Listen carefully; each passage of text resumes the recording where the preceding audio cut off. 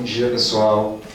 Queria agradecer também, primeiro, a Gabriela e ao CREA pelo convite para que a gente pudesse fazer essa exposição aqui para vocês. O tema, em relação ao qual eu fui imbuído de compartilhar com vocês, é a perspectiva específica dos prestadores de serviço, e aí tem isso, serviços de abastecimento de água e esgotamento sanitário, que é o caso da Embasa. Então, o meu papel aqui, e por muita sorte eu fui precedido de professora Lisa, que deu um panorama amplo e histórico de todo esse contexto. Isso é muito importante, porque aqui eu vou entrar na especificidade de um setor, que é o saneamento, que é um setor muito importante, mas é um dos vários atores envolvidos na questão da água. Então, essa concatenação foi muito feliz por parte da organização do evento.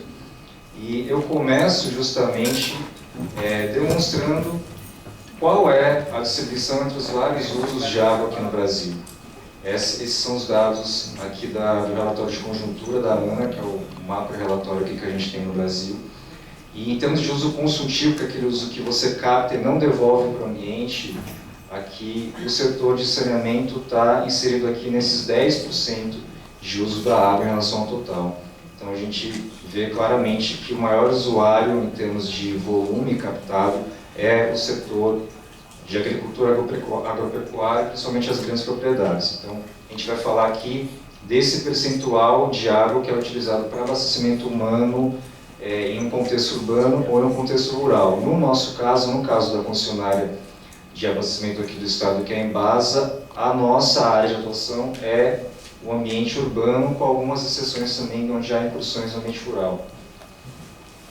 O que é importante trazer aqui para vocês, da perspectiva do prestador de serviço de saneamento básico, primeiro dar uma pincelada na lei, no marco legal, na lei máxima em relação ao qual o setor de saneamento é regido. Então, essa lei aqui de 2007, ela traz como primeiro ponto, primeira pedra angular do setor de saneamento, o fortalecimento do titular. O que significa o titular? Titular é o poder concedente, é qual ente da federação que é o responsável pelo saneamento básico. E o saneamento básico entendido para além de água e esgoto, a parte de drenagem e a parte de resíduos sólidos. Então, essa questão do saneamento básico, ela é uma atribuição do município como titular. Isso é trazido muito claramente na lei, a lei traz uma série de aspectos que fortalecem o papel do município em relação à prestação desse serviço. O município, por sua vez, ele tem a autonomia de escolher um arranjo em relação ao qual ele quer que esse serviço seja prestado. Ele pode prestar diretamente, ele pode fazer uma parceria com o Estado e prestar por meio da companhia ligada ao Estado, ele pode fazer uma licitação, um edital de chamamento público e contratar uma empresa privada. Ele tem uma série de possibilidades que exclusivamente estão dentro da autonomia do município. Então, essa lei fortalece o titular, ela assegura o equilíbrio econômico e financeiro do contrato, define os modelos e cria o órgão regulador. Esse órgão regulador é muito importante, eu vou ampliar mais ali na frente, porque esse órgão regulador é importante e qual é a relação de tudo isso que eu estou falando com os serviços ecossistêmicos. Aqui, como eu disse, é só um pincelado geral para vocês saberem aonde se insere o prestador de serviço dentro do contexto do saneamento. Acho que isso é um ponto importante, porque normalmente não é uma questão muito evidente para as pessoas, inclusive pessoas que estão nesse meio, que discutem a água, que têm uma preocupação em relação ao saneamento. Então, a prestação do serviço, ela tem uma série de arranjos dentro dos quais ela pode ser realizada. Aqui a Embasa, ela entra aqui quando o município escolhe se associar ao Estado, e aí, por um convênio de cooperação, a companhia ligada ao Estado começa a prestar o serviço de abastecimento de água e esgotamento sanitário. Mas esse é um dos vários possíveis arranjos.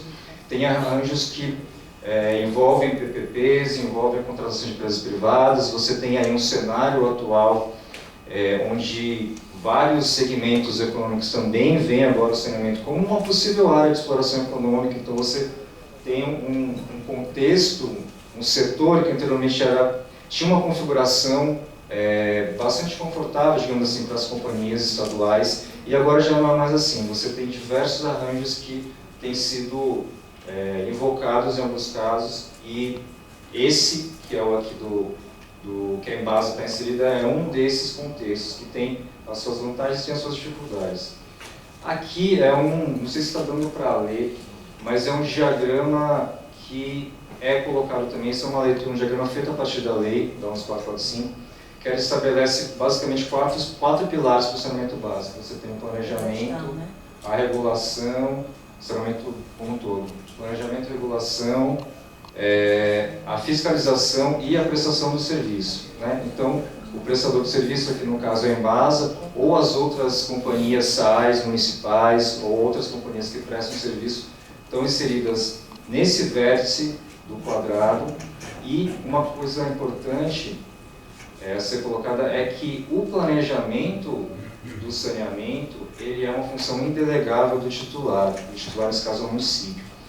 Por que é importante falar sobre o planejamento? Como a professora Elisa colocou, você tem, em termos técnicos, uma série de formas diferentes de agir em relação ao saneamento. Você pode, como é feito aqui com as sedes urbanas, regiões mais adensadas, você pode passar uma rede de água, esgotamento sanitário, coletar esse esgoto, concentrar no local, tratar e lançar. Essa é uma de várias formas de prestar o serviço. O planejamento justamente vai analisar o município, qual é a densidade, qual é o perfil de ocupação, qual é o planejamento de expansão daquela cidade, quais são as áreas, qual a vocação de cada local, e o planejamento define qual é a melhor forma de prestar o serviço naquela região.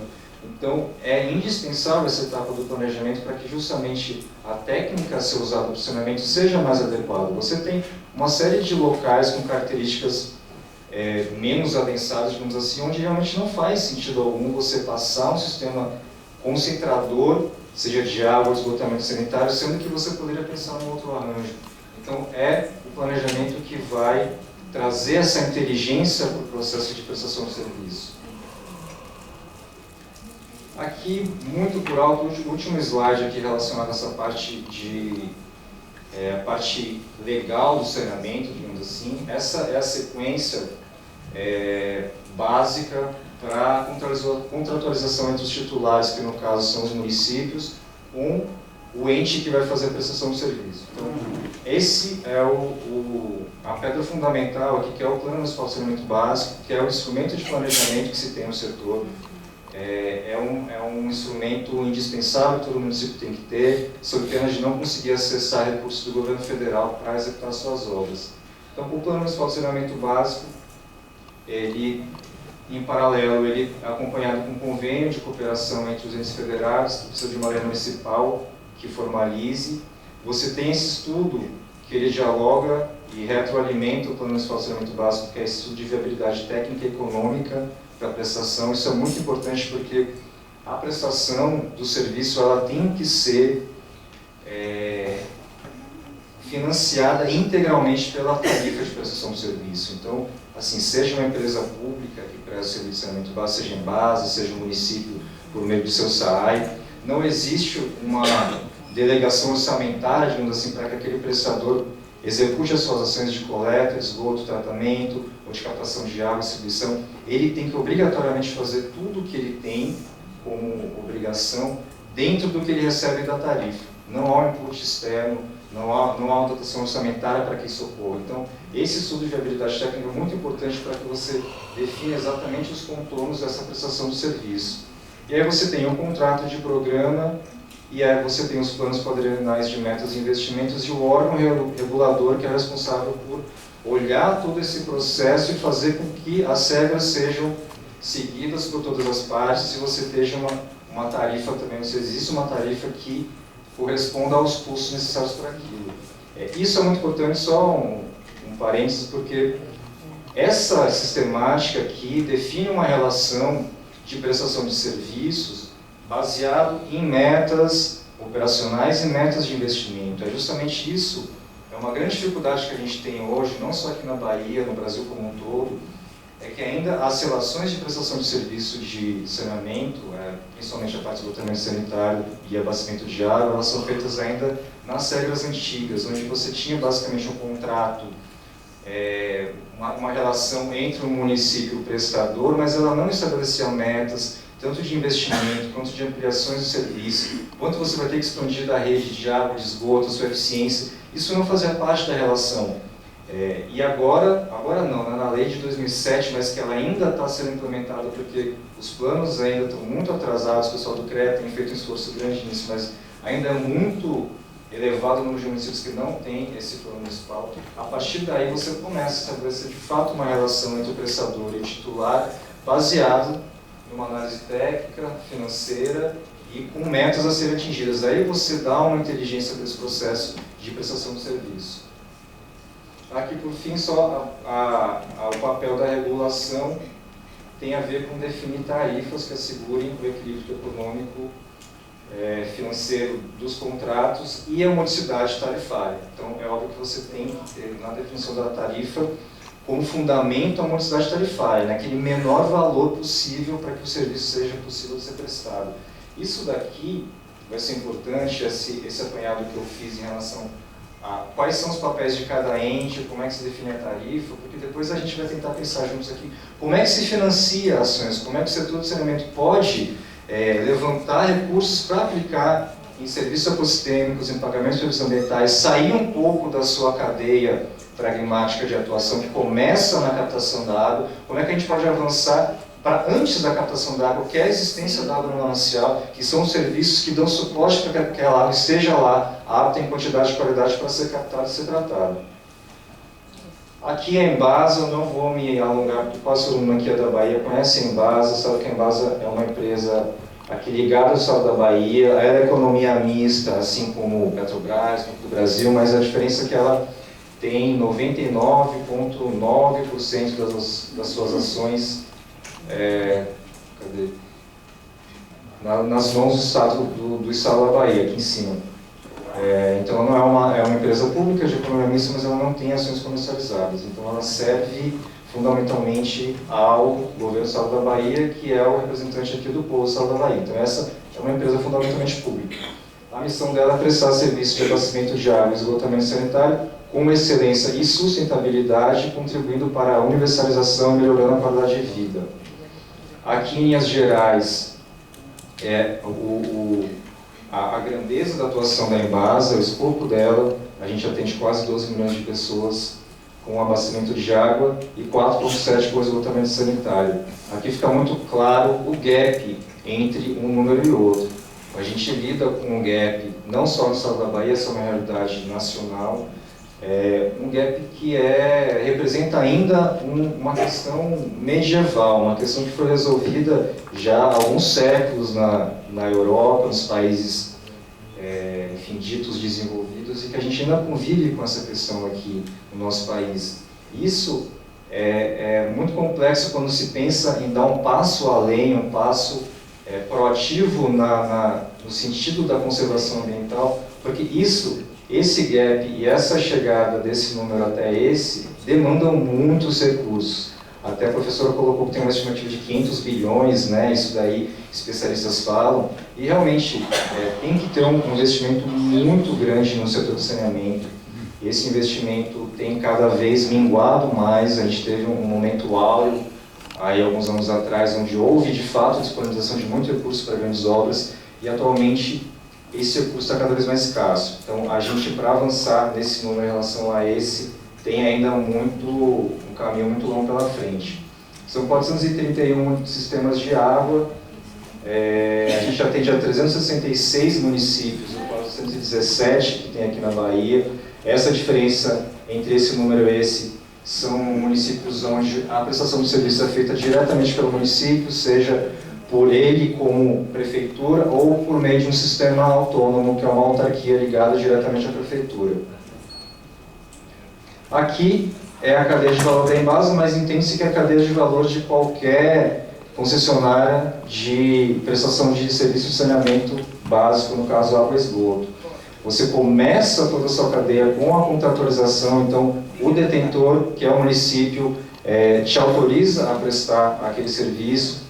Aí você tem empreendimentos, a obra que tem que ser executada para que aquele sistema exista, você tem a captação de água, precedida da gestão de mananciais, é sobre isso que a gente está falando aqui, o tratamento de água, distribuição, a chegada na água com os usuários, que tem que também ter uma adesão ali em relação à concessionária, a gente presta um serviço para os usuários, para vocês, a contratualização com grandes clientes, coleta, tratamento de esgoto, disposição, relacionamento e todo o processo de suporte. Então, pensando, fazendo um raio-x da Embasa como instituição, a gente se organiza em relação a esses processos aqui ilustrados nessa cadeia de valor lúdico. É que a gente chega mais para o que se pretende discutir aqui nesse fórum. Água inserida num contexto onde há resquícios ainda de um ambiente primeiro, antes de uma ocupação, uma degradação humana, e você tem casos onde o ambiente já foi muito modificado, você tem casos intermediários, e tudo isso influencia na disponibilidade e na qualidade daquela água que está ali, apta ou não a ser captada e servida para a população. A gente vive na Bahia um contexto muito crítico, o professor até passou por alto, realmente há problemas de reservatórios com níveis baixos, não estamos ainda numa gravidade tão elevada quanto Brasília, que já vive um regime de racionamento já há algum tempo, onde tem dias com fornecimento sim, dias com fornecimento não, agenda para isso, calendário para isso. A gente ainda não chegou nesse estágio aqui em Salvador, mas a situação não é confortável. E no interior da Bahia tem locais onde já há 5 anos se vive um contexto constante de estiagem. Então realmente é uma preocupação e esse fórum ele é importante, e é importante que mesmo quem lida com uma agenda emergencial, operacional do dia a dia, tendo que ter uma série de ações rápidas para dar um retorno, sistemas em colapso, consiga abrir uma agenda na sua cabeça, um tempo na sua agenda, para poder discutir esse outro tempo de ação, essa outra reflexão, uma profundidade muito maior, e é o que vai dar sustentação à perpetuação desse sistema, à perpetuação dessas cidades como elas estão sendo organizadas. É preciso conseguir coexistir com esses dois timings diferentes de urgência e emergência, mas também podendo pensar com calma e discutir com vocês outras formas de entender o saneamento, entender a parte do esgotamento sanitário e abastecimento de água.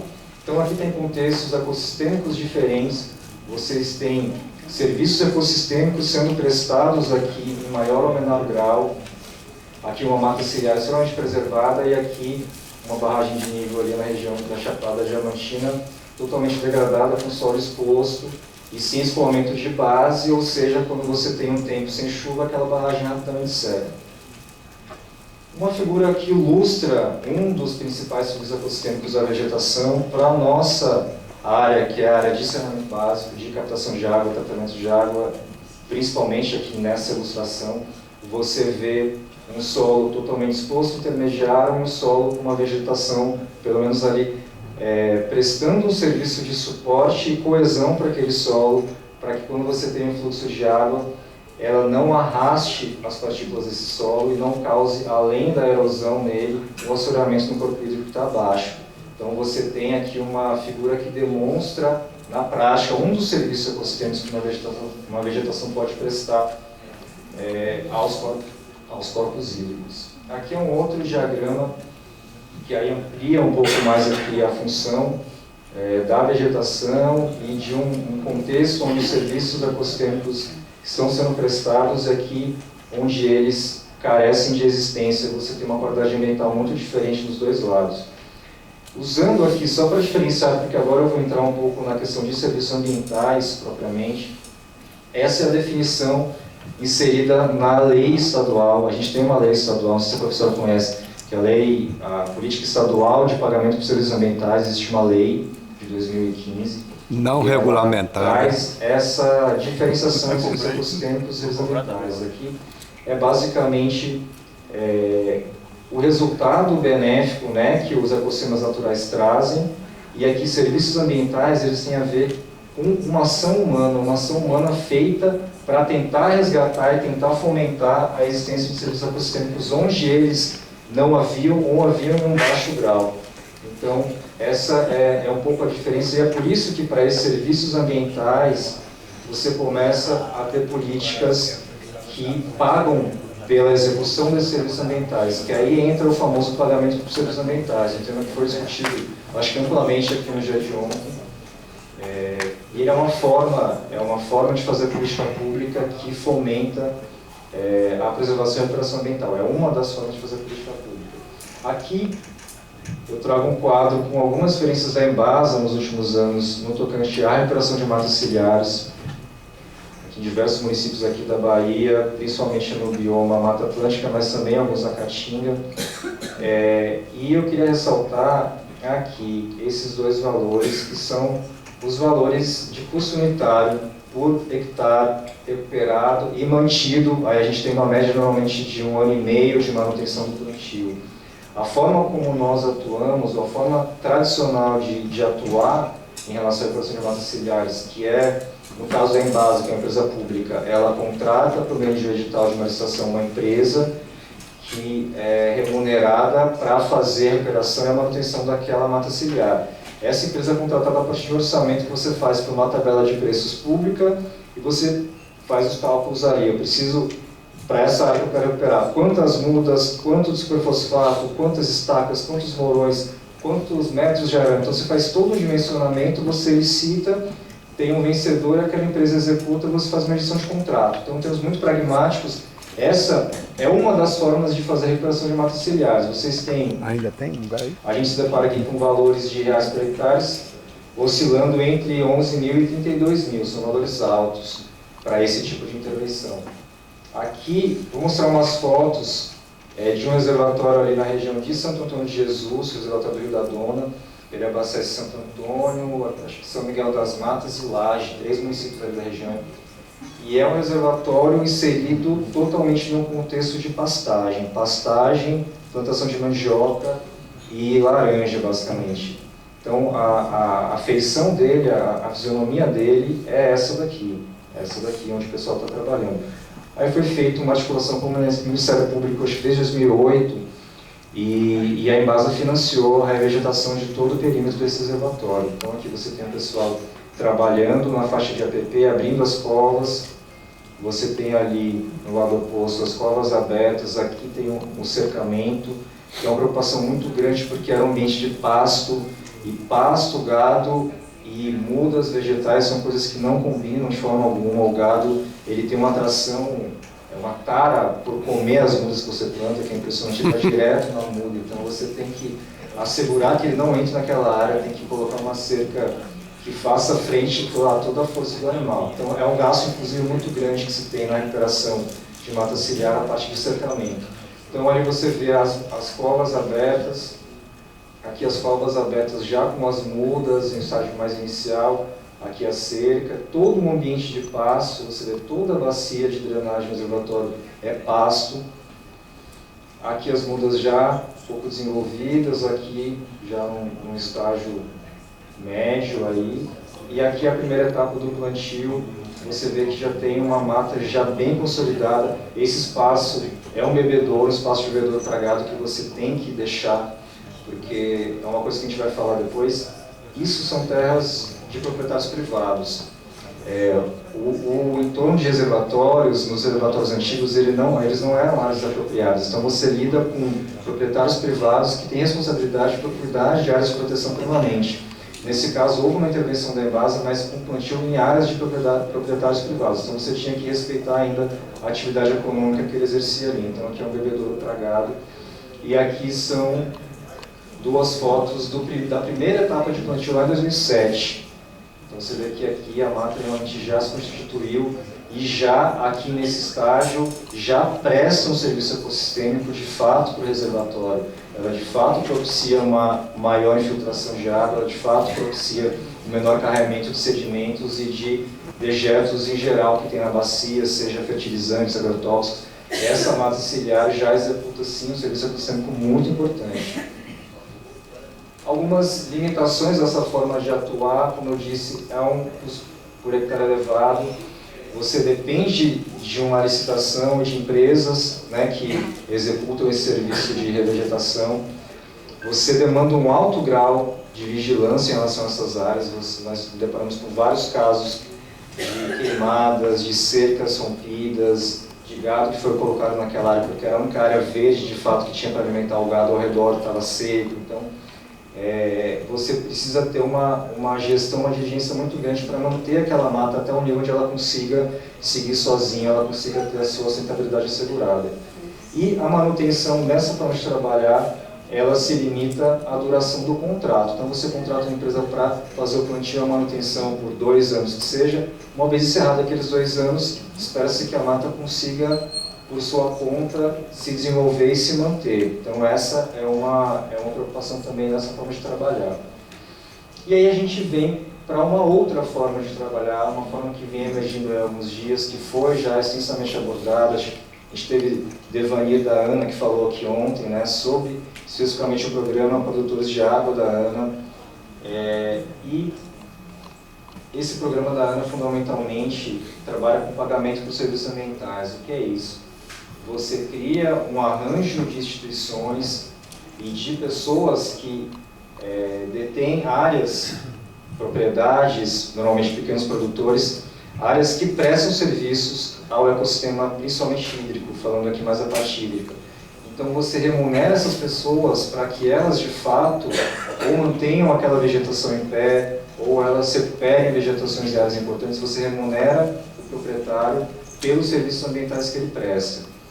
Essa forma de trabalhar é uma forma mais racional em vários aspectos. Primeiro, por parte da governança que se cria. Então, todo o arranjo de PSA parte de uma governança, de um comitê, em termos práticos, formado por várias instituições públicas, privadas, municípios. O município é realmente muito importante nesse arranjo. E aí você tem o fortalecimento do arranjo e uma desoneração das partes. Então, por exemplo, como a Embasa, lá em Santo Antônio de Jesus, fez essa ação de recuperação ambiental da APP, foi extremamente oneroso para a gente, não só em termos financeiros, mas em termos de técnicos, todo dia fazendo a fiscalização, tendo que contactar o proprietário que tinha feito a queimada, sei lá o quê, porque era uma atuação um pouco mais isolada. Aqui, quando se cria um arranjo, uma governança muito maior, você distribui essa responsabilidade, você consegue fazer com que todos os atores, na medida da sua possibilidade, possam agir e o conjunto tenha uma efetividade maior.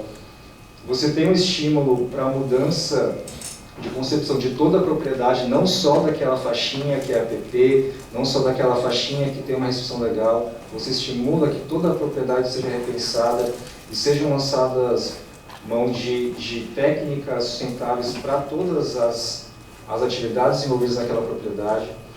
E você tem esse incentivo financeiro que só é pago aos agricultores, aos proprietários, uma vez você comprovando a execução daquela ação que garante o serviço ambiental prestado. Então é uma forma que você avalia se de fato aquele proprietário fez a revegetação, se ele manteve aquela área em pé, se ele fez o plantio em curva de nível. Você tem um comitê que avalia se de fato ele cumpriu com o compromisso, e aí uma vez sendo cumprido ele é remunerado. E é remunerado em linhas muito gerais por essa fórmula aqui, né? Ele ganha por hectare um valor baseado no custo de oportunidade. O que é o custo de oportunidade? Quando você tem, por exemplo, lá, voltar ali um pouco, voltar um pouco aqui para essa área, por exemplo. Um proprietário aqui que tivesse no arranjo de PSA, e ele se comprometesse a manter essa área aqui em pé, por exemplo, essa vegetação em pé, ou recuperar uma vegetação similar a essa, ele seria remunerado por um arranjo de PSA a partir de um primeiro custo de oportunidade, que seria da atividade em geral desenvolvida aqui, da atividade econômica, que nesse caso é o pasto.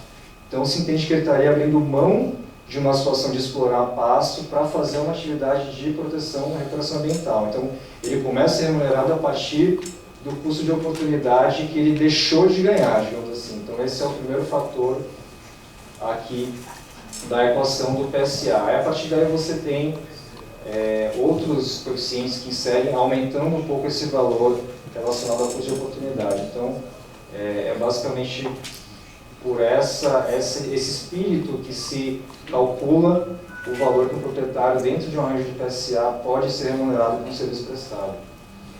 Aqui puxando mais para o caso da Embasa, a experiência que a gente já teve em relação a ações de conservação e preservação ambiental e recuperação ambiental por meio de pagamentos por serviços ambientais. Eu acho que foi falado ontem para o Devanir, uma iniciativa em Miratanga, que foi o primeiro programa produtor de água aqui na Bahia, implementado na Bahia. A Embasa faz parte do conselho gestor desse programa. E também agora atualmente nós estamos iniciando aqui a execução de uma ação que foi vencedora desse edital do Fundo Nacional de Meio Ambiente. É uma ação que tem o objetivo de recuperar 100 hectares de áreas marginais dos rios Joanes e Jacuípe. São dois rios que abastecem aqui a região metropolitana de Salvador, que era o espírito desse edital. Esse edital era para recuperar áreas que beneficiam o abastecimento de regiões metropolitanas, então a gente conseguiu captar quase 3 milhões de reais junto ao Fundo Nacional de Meio Ambiente, a custo perdido, a Embasa está entrando com 10% de contrapartida aqui nesse caso. E essa ação, ela tem a parte de recuperação ambiental, os municípios são esses aqui sublinhados aqui na região metropolitana de Salvador, grande parte deles. Algumas áreas já pré-levantadas aqui no âmbito desse trabalho. Aqui são áreas selecionadas pela Embasa, pelo INEMA e pela UFBA, nessa parceria que foi estabelecida. São pré-áreas selecionadas, ainda vai ser mais apurada essa seleção. Mas aqui em roxo são áreas com maior densidade de nascentes, são áreas onde provavelmente aquele investimento, aquela recuperação vai trazer um benefício maior. Aqui é a bacia do Jacuípe, aqui é a bacia do Joanes, aqui é a bacia do Jacuípe. Esse projeto tem 3 metas, a gente está aqui iniciando a primeira. Agora vejam que a terceira meta é a elaboração de um plano regional de pagamento por serviços ambientais. Então, aqui nessa meta, a gente vai fazer a recuperação propriamente de 175 hectares, pensando em nascentes, em áreas marginais. E espera-se que a manutenção desse plantio, dessa recuperação, a perpetuação e ampliação dessa intervenção seja feita já a partir dessa lógica de pagamento por serviços ambientais. Aqui são os valores do projeto, no total de 3.200.000, tem uma contrapartida de 10% da Embasa, e 150 mil dessa contrapartida é especificamente para fazer remuneração a proprietários que se enquadrarem nos critérios do PSA, que evidenciarem que de fato estão fazendo as ações necessárias para prestar aquele serviço ambiental. E aí vai ter uma remuneração, parece, de pelo menos 2 anos iniciais, para que esse PSA rode e possa ser absorvido depois por uma política pública da SEMO ou de uma entidade ligada ao Estado. E aqui já finalizando, trazendo, como eu disse desde o começo, eu trouxe aqui uma visão bem pragmática, focada no saneamento, para poder contribuir aqui com a discussão. Depois, ali no final da mesa, a gente vai estar aberto para falar sobre outros temas, como o professor citou, reuso, vários outros aspectos que também estão ligados à questão, mas aqui eu trouxe mais uma visão institucional e do segmento de saneamento. No segmento de saneamento, a gente tem uma dificuldade, desafio para ser superado, para ampliar a nossa participação e a capacidade de financiar e de apoiar essas ações, que é a questão da tarifa. A gente tem uma tarifa que ela é regulada por um órgão, que no caso do Estado é a AGERSA, e ela é calculada a partir dos custos que se tem para prestar o serviço numa concepção pragmática. Captação, tratamento, distribuição e a mesma coisa com o esgotamento sanitário, coleta, tratamento e lançamento. Você, no cálculo da tarifa, não tem custos e não tem valores que já estão mais especificados como valores para a proteção de mananciais. Isso é uma coisa que a gente pode avançar, é uma reflexão que eu trago aqui, que a gente pode também dar um passo além. Aqui, os planos de saneamento, que são aqueles instrumentos de planejamento, eu também acho que eles devem levar em consideração a questão dos mananciais, qual a qualidade daquele manancial, o que fazer para aquele manancial ser perpétuo aí ao longo do horizonte do plano. Você tem dificuldades do setor de saneamento, que são essas demandas emergenciais de curto prazo, que em alguma instância, elas ali numa hora de decisão por recurso, elas entram em choques também, em choque com investimento em ações de médio e longo prazo. Isso é uma coisa também que a gente tem que vencer, e vai conseguir vencer isso a partir do momento que eu conseguir evidenciar essas ações de médio e longo prazo e trazê-las para o momento presente, eu poder justificar para o meu gestor, ou para o diretor, ou para quem tem a autonomia para decidir pela alocação de recursos, aquela de fato é uma ação que vai trazer um retorno objetivo, quantitativo, e aí eu consigo colocar na balança. Isso é uma coisa muito importante, que vai advir de um monitoramento também dessas ações ao longo do tempo, a médio e longo prazo. Uma coisa que a academia pode ajudar muito também para avaliar de fato a efetividade, tentar quantificar a efetividade disso em relação à proteção das árvores, porque aí os setores vão começar a poder internalizar isso quando estão ali na discussão pelo orçamento, discussão sobre o que investir e onde investir, além daquilo que a gente já falou no começo, que é um déficit estrutural muito grande, que é um déficit que vai ser vencido a partir de um investimento muito amplo de todas as esferas, e isso é um desafio também do setor.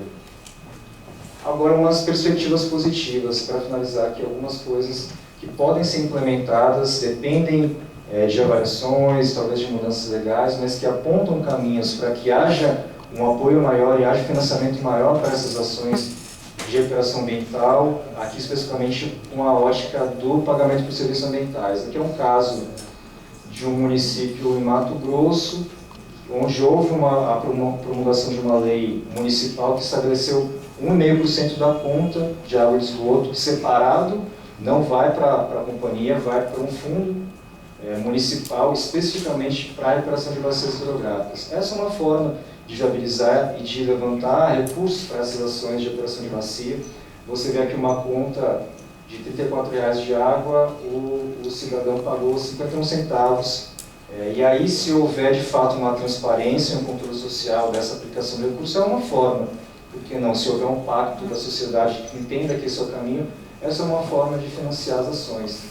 Aqui a nível estadual, uma coisa que a gente aguarda com muita expectativa, que é a regulamentação dessa lei de pagamento por serviços ambientais. Você tem a lei desde 2015, mas o programa estadual e essa plataforma de fomento ao mercado de PSA, esses dois instrumentos estão previstos na lei, nessa lei aqui, mas os dois instrumentos carecem ainda de regulamentação.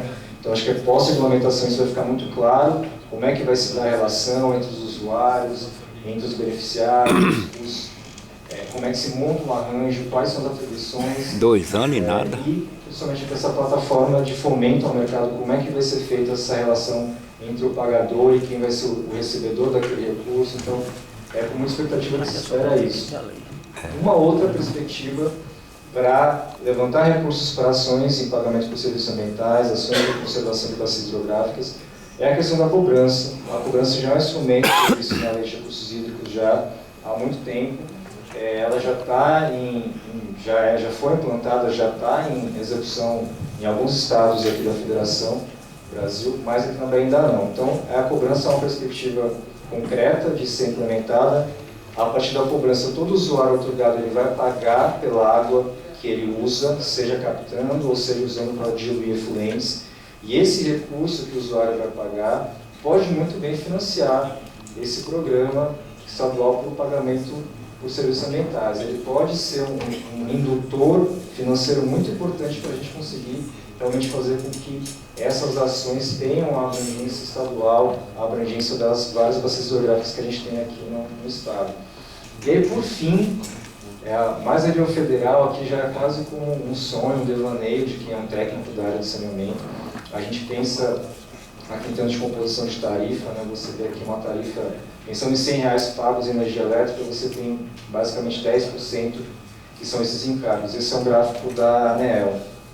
Esses encargos, eles têm duas componentes. Um que é esse fundo, é uma parcela da sua tarifa, que é um fundo especificamente para universalização da luz, da energia elétrica, financiando o programa Luz para Todos. Essa é uma componente que a tarifa de saneamento não tem, então você financia a universalização a partir da tarifa que você tem que lançar mão para prestar o serviço. Então é uma coisa que começa a dar um nó nesse arranjo financeiro, você não tem. E é uma coisa que a gente poderia pleitear, óbvio que depende de uma mudança legal, mas é uma perspectiva que eu deixo aqui na provocação. Então o setor elétrico ele tem uma componente para universalizar, aqui via financiamento do programa Luz para Todos, e ela tem uma outra componente na tarifa, que é para fomentar a geração de energia por fontes alternativas. Eólica, biomassa, não sei se solar entra aqui também, mas você já vê que é uma componente da tarifa que puxa a inteligência, puxa a inovação, puxa novas formas de fazer aquilo, já traz um componente proativo de sustentabilidade e que a gente também não tem na tarifa de saneamento. Então, assim, trago essa provocação para que a gente possa pensar em formas de que se levante mais recursos para fazer aplicação em conservação de bacias, em recuperações ambientais, de forma que os serviços ecossistêmicos de fato possam ser prestados no maior grau e, obviamente, esse benefício vai ser compartilhado por todos. Então, era basicamente isso. Eu vou estar aqui na discussão também, foi bem na hora que o tempo esgotou, então agradeço a todos. Obrigado.